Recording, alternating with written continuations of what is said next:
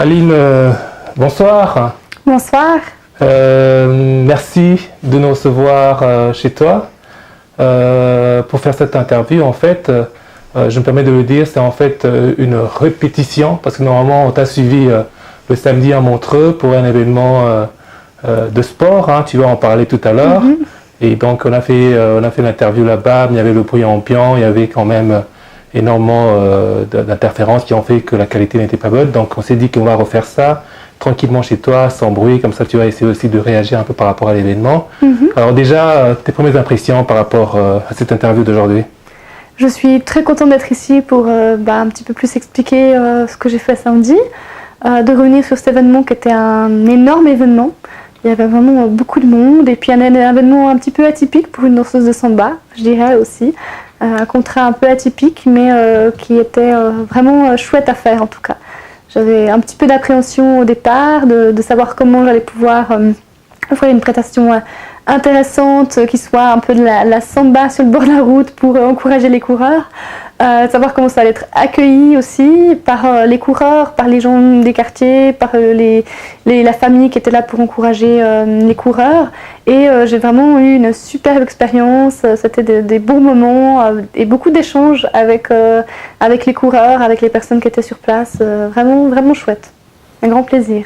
Alors là, tu es en tenue de scène, je veux dire. Exactement. Voilà, aux couleurs du Brésil. Hein. Oui. Ça a un nom, cette tenue, ou bien parle-nous un peu de ta tenue d'aujourd'hui, en fait, de la tenue que tu portes maintenant. Alors, c'est la première tête que j'ai achetée pour faire de la samba. Donc voilà, moi j'aime beaucoup le vert, donc ça tombe bien pour les couleurs du Brésil, effectivement. Ouais. Et puis c'est un costume que j'ai fait faire à Rio sur mesure par une couturière vraiment top. Et qui fait des magnifiques costumes. Et voilà, alors c'est pas tout à fait un costume traditionnel de tout cas samba carnaval. Souvent c'est plutôt un petit peu plus dénudé encore. Ouais. Donc c'est un costume un peu entre deux. C'est en brésilien on dirait entre un vestido et puis vraiment une fantasia de samba qui en général est plus dénudée.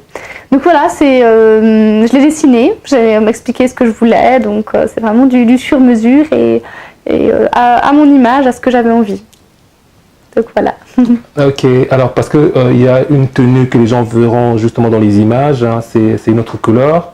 Oui. Là, l'autre jour, tu m'as dit justement ça, c'est la couleur plutôt de ton école, hein, parce que voilà, on va en parler, mais voilà, je le dis déjà, tu as une école de samba qui s'appelle Sambaline. Un mot déjà pour commencer par rapport à ça? Alors oui, j'ai une école Sambaline, ce qui fait vraiment exclusivement de la samba depuis maintenant une année et demie.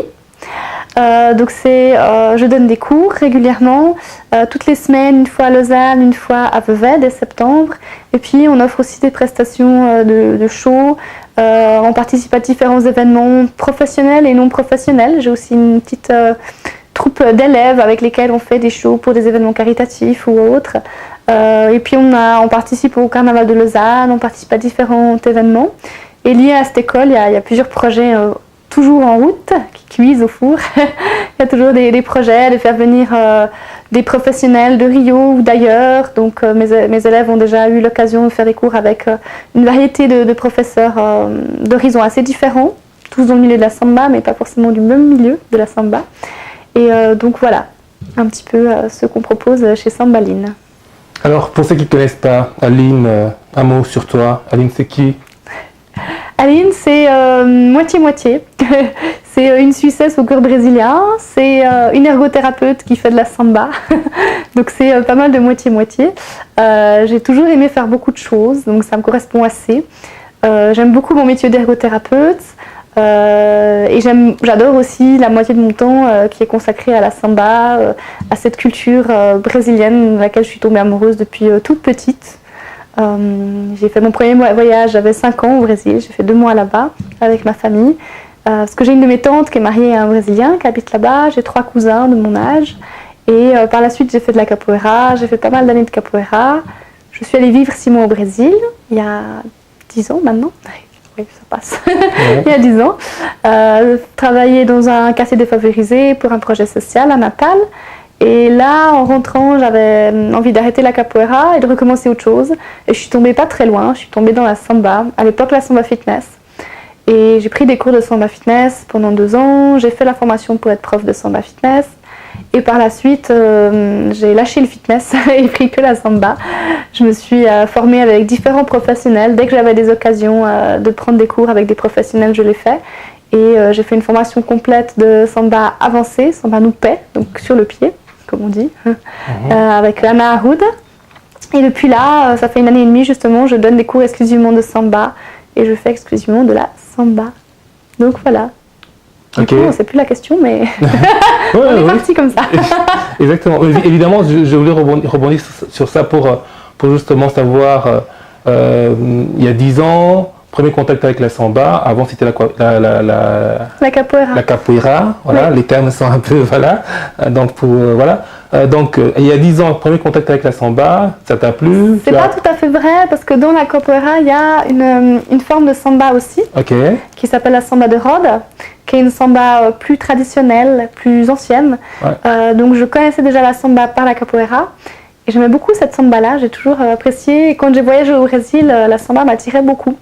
Après, j'étais dans une région où il n'y a pas d'école de samba comme à Rio. Les gens la dansent de manière très populaire, en allant boire un verre, voilà. Et ils savent du coup pas du tout l'apprendre. En tout cas, les gens que j'ai connus, ils me montraient le pas, ils me disaient voilà, c'est comme ça. Alors, j'ai pas vraiment réussi à apprendre à ce moment-là. Ouais. Et par la suite, par la samba fitness, j'ai appris une certaine pédagogie qui est pas tout à fait la samba traditionnelle, mais en tout cas une petite pédagogie qui permet déjà de comprendre le rythme du pas.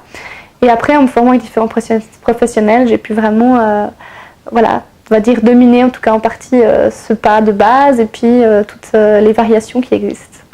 Alors justement, petite parenthèse concernant la samba, parce que là justement, tu as dit qu'il y a la samba dans la capoeira, il y a la samba je sais pas quoi. Il y a combien de samba? Ça c'est juste vraiment pour les novices, hein, les nuls. Hein, les nuls. Comme moi, il y a combien de types de samba? Il y a des danses, il y a de la samba professionnelle, non professionnelle. Parle-nous un peu, certainement toi tu connais l'historique hein, de la samba. Oui. Tu connais plus parce que tu pratiques et puis tu donnes des cours aussi. Alors la samba vraiment, parle-nous-en. Alors si on demande combien il y a de styles de samba, en termes musical, donc en type de musique, il y a plus de 50 styles de samba. Donc on peut en citer, on n'a pas encore fini la soirée. Après, pas toutes les sambas musicales se dansent. Et puis dans les sambas qui se dansent, on va dire qu'il y a vraiment la samba de Rhodes, qui est une samba qui se fait dans la capoeira, qui est vraiment la samba plus traditionnelle, qui s'est développée dans les milieux afro-brésiliens, plutôt à Salvador, parce que c'est là qu'il y a eu beaucoup d'esclaves qui sont arrivés, enfin de personnes en situation d'esclavagisme, c'est ce qu'on dit. C'est mieux. Quand ils sont arrivés là-bas, ça s'est beaucoup développé dans les moments où ils étaient ensemble, donc dans les moments de pratique de capoeira, mais aussi dans les moments de pratique de la religion afro-brésilienne qu'elle contemplait, dans les maisons où se pratiquait cette religion. C'est pas du tout une danse, on va dire, c'est pas une danse qui est utilisée durant la célébration, mais c'est une danse qui était utilisée après, où tout le monde était là avec des tambours et on s'amusait, voilà. C'est un peu comme si on fait la fête après la messe, c'était pareil. Okay. Et c'est là que la samba s'est développée. À la base, c'est des tout petits pas, des mouvements du bassin, quelque chose qui est beaucoup au sol, avec les pieds, vraiment au sol. C'est quelque chose de très improvisé aussi. C'est très difficile de prendre des cours de cette samba-là parce que c'est une samba vraiment très libre aussi. Et après, ces personnes de Salvador, il y en a beaucoup qui sont descendus à Rio. Et là, ils ont commencé à, par les mêmes endroits, donc les mêmes maisons où ils pratiquaient cette religion, à amener tout ça, la religion, aussi la samba, etc. Et par la suite, quand ils ont commencé à faire des carnavals, qui étaient plutôt une manière de s'exprimer dans les populations qui étaient peu mises en valeur, donc la population afro au Brésil. Donc ils descendaient de la rue, ils faisaient le maximum de bruit, d'où la percussion. Maintenant c'est un bruit plus organisé qu'au début, disons. Mais voilà. À la base c'était de faire du bruit et les filles commençaient à danser la samba. Et petit à petit, avec les influences européennes, les influences mondiales, elles ont eu cette posture sur la pointe des pieds, une posture plus élégante, plus vers le haut, et puis avec les costumes qu'on connaît aujourd'hui. Donc voilà un petit peu l'histoire de la samba. Alors pour clore cette petite parenthèse, justement, en préparant l'émission, je voulais justement que tu me dises un peu, il y a des rôles, il y a des codes, il y a des porteurs de drapeaux, enfin, essayer un peu de pouvoir citer les personnages les plus importants justement d'une école des samba pour le défilé et peut-être en dehors du défilé aussi. Alors là, effectivement, on parle vraiment de la samba plutôt de Rio ou São Paulo, la samba de carnaval. Donc il y a pour un défilé, donc une école qui va faire un défilé, il y a toute une procédure à respecter. Alors tu m'as parlé du porte-drapeau, donc il y a effectivement une porte-drapeau avec un maître salle, je ne sais pas comment on dit ça en français, maître salle, qui accompagne celle qui porte le drapeau. Donc elle va avoir un grand drapeau, elle va surtout tourner d'un sens et d'un autre et balancer un peu avec ce grand drapeau. Elle a une énorme jupe en général, comme ça, une énorme robe. Et puis lui, il va tourner tout autour d'elle aussi et faire beaucoup de samba. Donc c'est très technique d'être maître salle. Et donc ça c'est vraiment, comment on dit ça en français, le couple qui représente l'école. Après, dans le défilé, il y a plein de structures différentes. Si on revient vraiment sur ceux qui dansent la samba, il y a les passistes qui sont les danseuses de l'école. Passistes, c'est féminin et masculin étonnamment, donc c'est les danseuses et danseurs de l'école. Et puis, on aura des muses et des reines. Les muses, c'est un peu comme les dauphines en français, on dirait plutôt des dauphines. Il y en a posté à différents endroits du défilé qui sont des endroits assez visibles, donc en général elles sont seules devant un groupement de personnes, voilà, ou devant un char. Et puis il y a la reine. Alors il y a la reine de l'école qui représente l'école, et il y a la reine de la percussion. Donc ça c'est deux choses différentes. La reine de percussion, c'est vraiment celle qui va être devant la batucada et qui va être la seule danseuse devant la batucada. Donc voilà un petit peu les rôles les plus importants, en tout cas dans ce qui est danseur de samba, parce qu'après il y a plein d'autres rôles qui ne sont pas forcément de la samba, même si la musique est de la samba, mais qui ne sont pas forcément des danseurs de samba. Ok. Un petit résumé. Ouais. Alors on voit que tu t'y connais très très bien, hein, voilà, donc t'en as fait un métier, hein, pratiquement. Voilà, il y a énormément de gens qui vont au Brésil justement pendant le carnaval pour voir le carnaval parce que c'est connu dans le monde entier. C'est un vrai spectacle, c'est pendant plusieurs jours, c'est plusieurs écoles. Mais toi, t'es passé au-delà de ça. Tu as voulu en faire un métier, tu as appris des cours, tu donnes des cours. Pourquoi avoir fait ce pas-là? Pourquoi ne pas être resté simplement admiratrice, voilà, comme tout le monde, entre guillemets. Il fallait faire ça comme les autres. Non, je rigole. Mais parce qu'en fait, quand ça s'est fait un petit peu sans forcément avoir à la base, en tout cas, sans forcément avoir une réflexion par rapport à ça, en me disant un jour je serai, voilà. J'avais pas forcément cette réflexion-là, c'est plutôt chaque fois un petit challenge en plus qui s'est rajouté jusqu'à que j'arrive où j'en suis. Après avoir fait la formation de Samba Fitness, j'ai commencé à donner des cours de Samba Fitness et j'avais envie de donner plus des cours de Samba. Et il n'y avait pas dans la région où je suis, sur la Riviera, des gens qui donnaient des cours de Samba.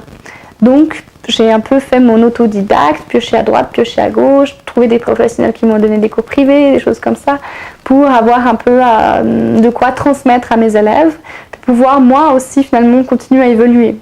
Parce que c'est vrai que si j'avais pas donné de cours, je pense que je ne me serais pas autant entraînée. Parce que toute seule, c'est pas forcément facile de se motiver, mais là, je savais que j'avais envie d'apporter quelque chose de nouveau à mes élèves.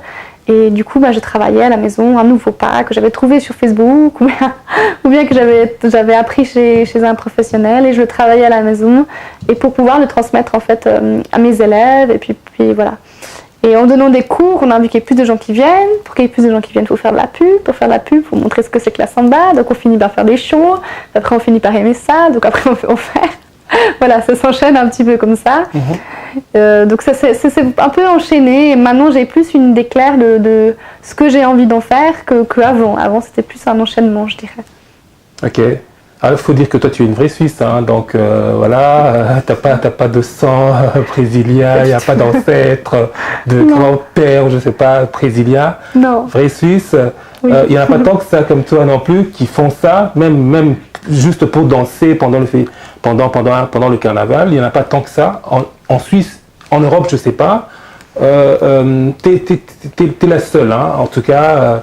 Voilà. De ma connaissance, de personnes qui n'est pas une brésilienne nationalisée suisse, mais de Suissesse qui a pu défiler comme danseuse au carnaval de Rio, de ma connaissance, effectivement, je suis la seule. Après, en Europe, de manière générale, il y a beaucoup de monde. Il y a beaucoup de danseurs qui ne sont pas brésiliens, qui sont d'autres pays. Je suis allée au festival de Cobourg il y a 2 ou 3 semaines, donc en Allemagne, un festival de samba. Et là, j'ai pu voir, waouh, il y a beaucoup de professionnels vraiment de pays où on imaginait encore pire que la Suisse, entre guillemets, comme la Suède ou en Asie. Enfin voilà, c'est assez dingue. Ok. C'est assez dingue. Donc il y a quand même pas mal de monde qui travaille avec la samba qui ne sont pas brésiliens. Mais en Suisse, je n'ai pas eu connaissance en tout cas. Je connais une autre amie qui est à Fribourg, qui est suissesse, qui travaille un peu avec la samba aussi. Mais autrement, je n'ai pas eu connaissance. Ok, alors tu as fait la une des médias, hein, donc, parce que tu as été la seule Suissesse à participer au carnaval de Rio. Comme danseuse. Comme danseuse, exactement. Hein, pas simplement participer comme ça, mais vraiment à l'intérieur, le sambodrome et tout ça. Alors, Oui. parle-nous un peu de cette expérience. Comment ça s'est passé? Comment tu as atterri là? Et quels sont les souvenirs que tu gardes de tout ça? Alors c'était vraiment une expérience incroyable, j'en garde un très très bon souvenir. C'est Anna Arruda, donc celle qui m'avait pas mal formée en samba, qui m'avait fait cette proposition. On a fait la proposition à des gens qu'elle avait sélectionnés. Et puis on s'est retrouvés en fait que des étrangères, à faire un groupe de danseuses étrangères dans le carnaval. Et c'était vraiment chouette parce que c'était l'occasion de vivre le carnaval. Je l'avais déjà vécu comme participante, donc j'avais défilé, mais voilà, sans devoir danser finalement. Et puis là, de le faire comme danseuse, c'était un challenge physique vraiment, parce qu'une heure c'est très long. La samba, c'est vraiment la samba du carnaval, c'est les sambas les plus rapides, donc c'est vraiment comme un marathon, peut-être comme un sprint mais pendant une heure. Donc c'était vraiment très physique. J'ai fait beaucoup de préparation physique pour pouvoir tenir le coup.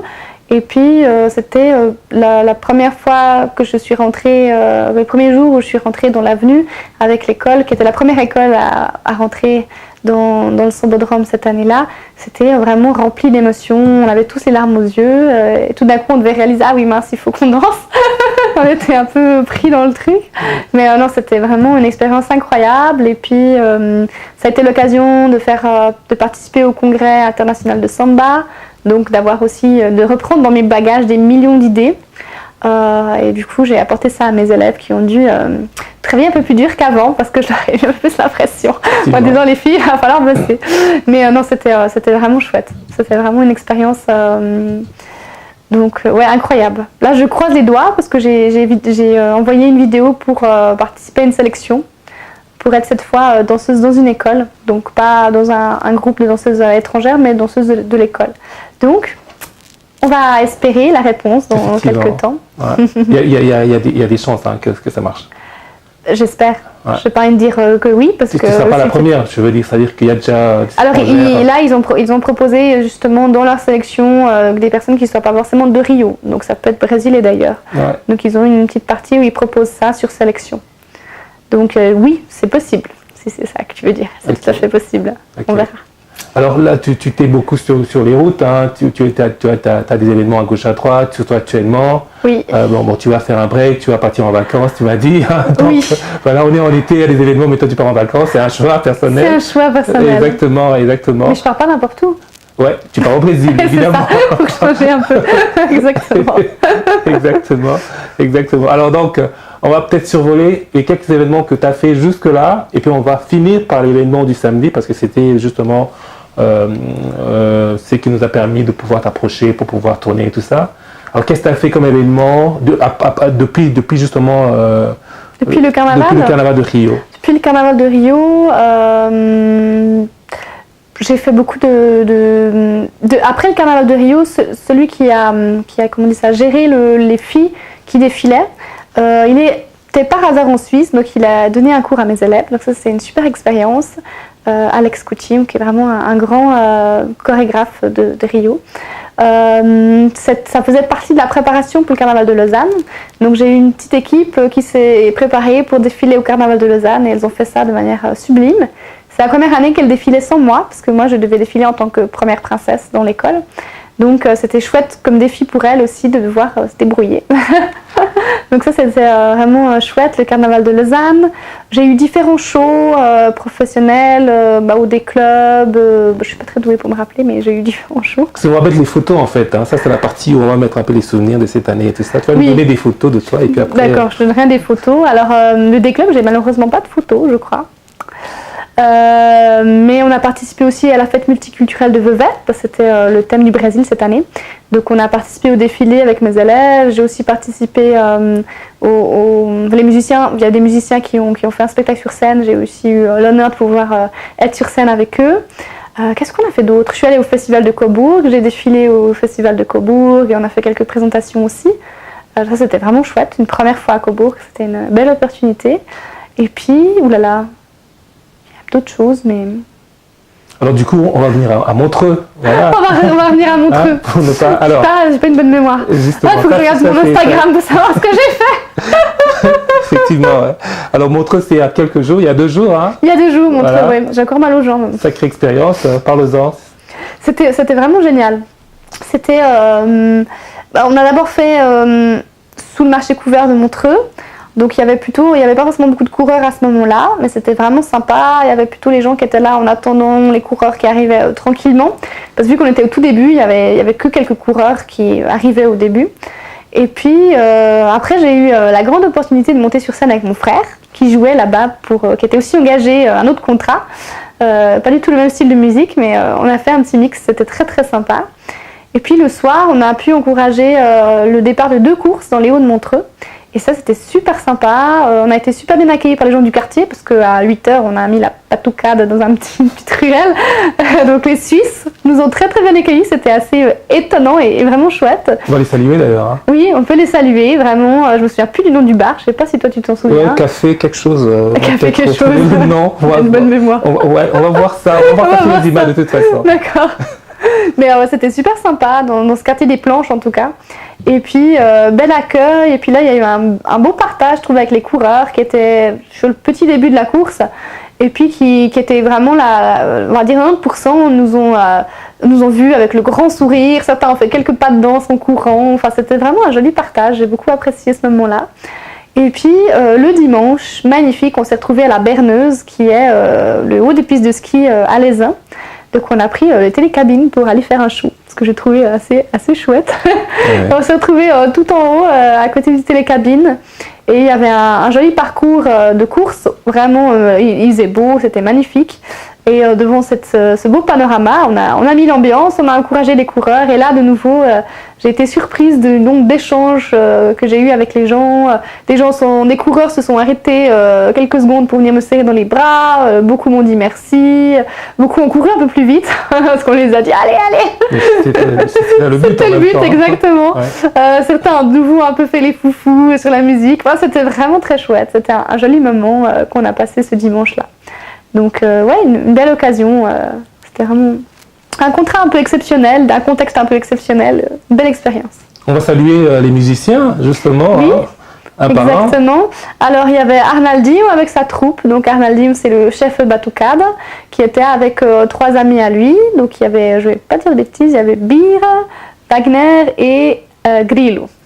Donc voilà, qui était là. C'était chouette aussi de pouvoir faire ça avec eux, avec une bonne batucade, c'était vraiment chouette, quoi. Il faut dire que c'est leur métier, entre guillemets, hein. Ils s'y connaissent. Exactement, je les connais déjà du Brazil Boat, de Montreux Jazz, avec, voilà, il y a une plus grande batucade. Et là, ils étaient 4, mais ça suffisait amplement pour mettre le feu et me transmettre la belle énergie pour qu'on puisse la transmettre aux gens. Donc c'était vraiment chouette. C'était top. Exactement. À refaire, c'est ce type d'événement ou... À refaire. Ouais, ah oui, s'ils me redisent pour l'année prochaine, je reviens. Okay. Non, c'était vraiment chouette. C'était un autre contexte que d'habitude parce que c'est pas, on n'est pas sur scène où on offre une prestation, les gens nous regardent tout le long. C'est plus sur un passage, mais de transmettre finalement la joie de la samba et l'énergie de la samba. Voilà, c'est une danse qui s'y prête très bien. Je pense que si on faisait du tango, ça s'y prêterait moins pour encourager les gens.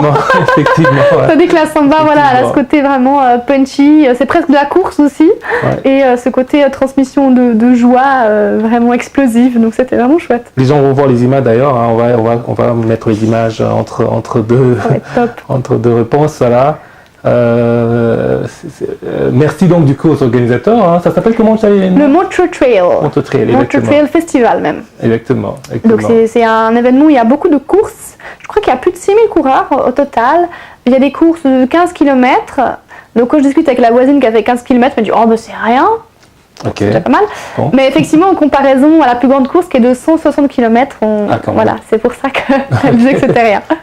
Donc c'est des courses vraiment très très très longues. Donc c'est très impressionnant, vraiment. Et ils ont la musique et les animations durant les 3 jours, je crois que c'est 3 jours d'événement total. Ouais. Donc top, vraiment un événement chouette. Ouais. Okay. Et tous des bénévoles, c'est tous des gens qui organisent ça bénévolement, c'est assez incroyable. Okay. Donc coupure dans 2 jours, et puis à la rentrée, qu'est-ce qui va se passer? Quel grand événement? À la rentrée, avant de parler de l'école, on va parler de l'école ouais. à côté, mais vraiment événement, prestation à la rentrée. Je vais me diriger sur quelque chose de précis. C'est en octobre, oui. Je vais participer au concours européen de samba pour être la reine de la samba européenne. Alors c'est un gros challenge, vraiment. Ça me stresse un peu, beaucoup. Je ne pensais pas forcément m'inscrire, j'en ai parlé à mes élèves en me disant oh, je ne sais pas trop, c'est quand même un sacré niveau, il y a beaucoup de monde, etc. Et elles m'ont encouragée en me disant ben, tu y vas et puis on vient avec toi. Du coup on est une petite équipe de 10 de mon école à aller pour... On va parler d'elle justement, hein. Oui. Quand on va parler de l'école, ouais. Donc vous exactement. Allez toutes... On est une petite dizaine à aller, il y a des cours qui sont prévus aussi durant cet événement-là et le concours, donc j'aurai 9 de mes élèves qui seront là, allez Aline, donc je me réjouis. Et j'ai une de mes amies aussi qui est revenue de voyage, qui elle va concourir en semi-pro, Aurélie Mélin.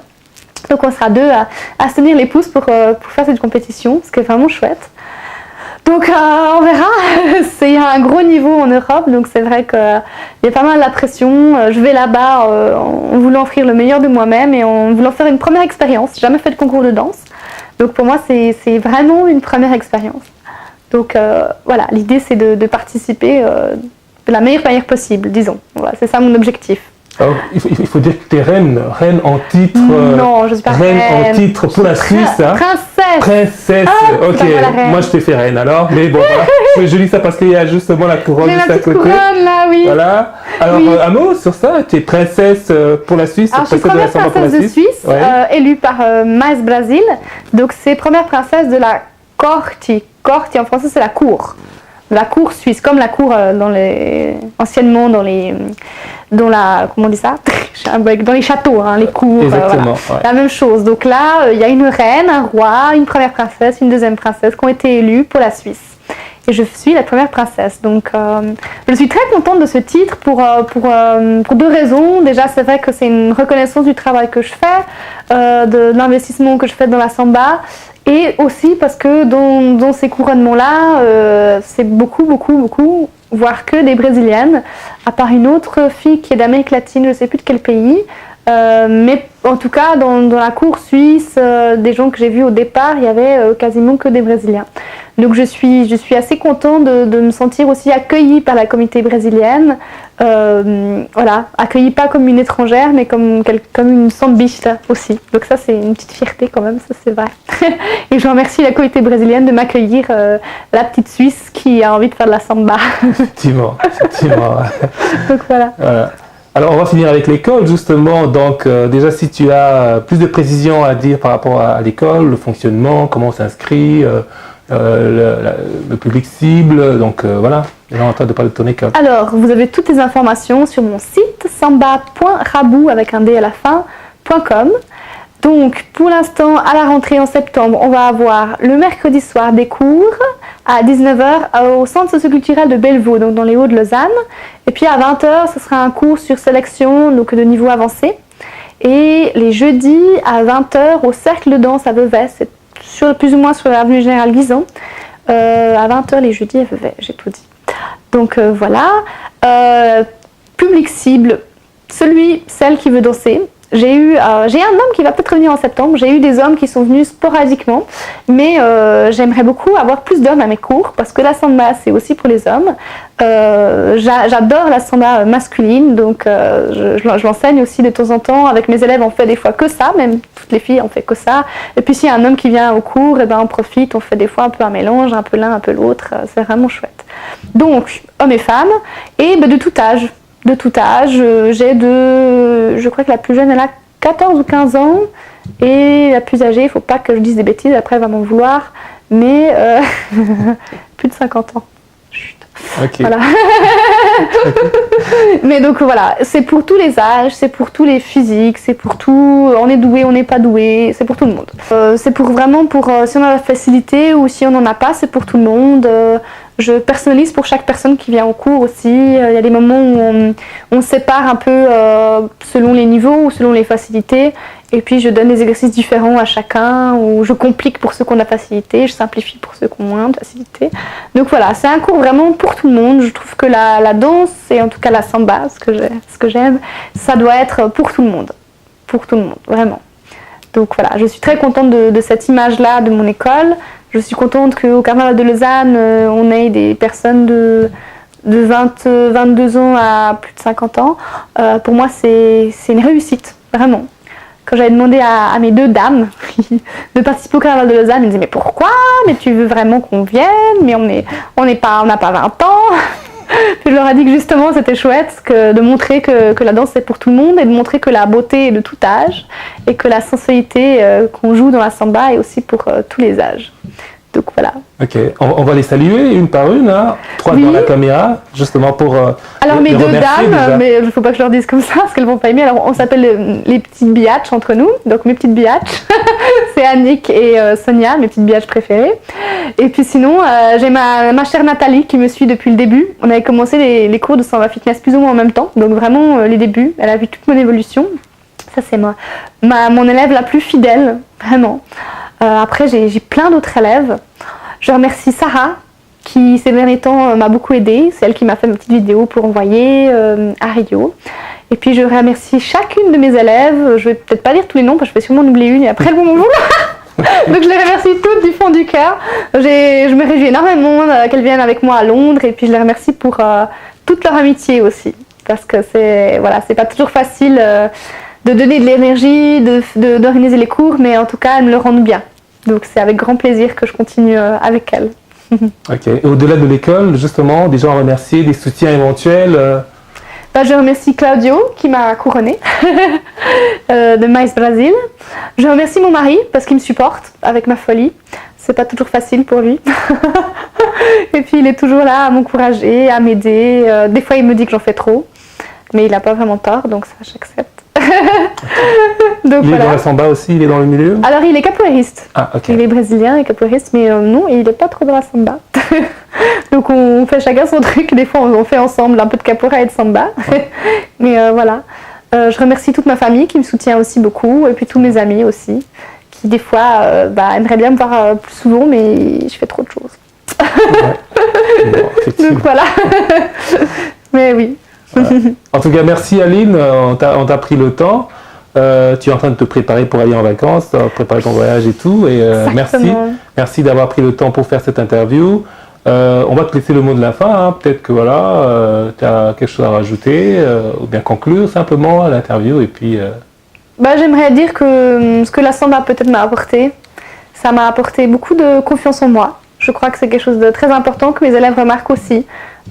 Surtout en tant que femme en Suisse, où on a peu d'espace pour notre sensualité, notre force parfois, contrairement au Brésil, où c'est peut-être un peu exacerbé pour nous. Donc la samba nous offre vraiment de pouvoir s'affirmer en tant que femme, de vraiment affirmer notre féminité, notre sensualité, et puis elle permet aussi de garder un corps, elle permet aussi de s'entretenir de manière assez efficace. Et puis c'est une transmission de la joie, vraiment la samba c'est de la joie, et à chaque fois c'est un plaisir de danser, c'est un plaisir de partager ça avec les gens. Donc voilà, le mot de la fin. Et puis je remercie vraiment pour l'interview. Et justement, je voulais finir avec ça. Donc un mot un mot sur Vango TV et puis un mot à adresser au public de Vango TV. J'ai eu beaucoup de plaisir à être suivie, si on peut dire ça comme ça, par Vango TV durant cet événement et puis ce soir. C'était une chouette collaboration, une première expérience vraiment chouette. Je me réjouis de voir la vidéo. Et puis je suis toute contente de pouvoir partager ma passion, une petite partie de ma vie avec vous. Et puis je vous envoie des bisous à la brésilienne, donc des beijinhos. Exactement. Merci Aline. Avec plaisir. À bientôt. À bientôt.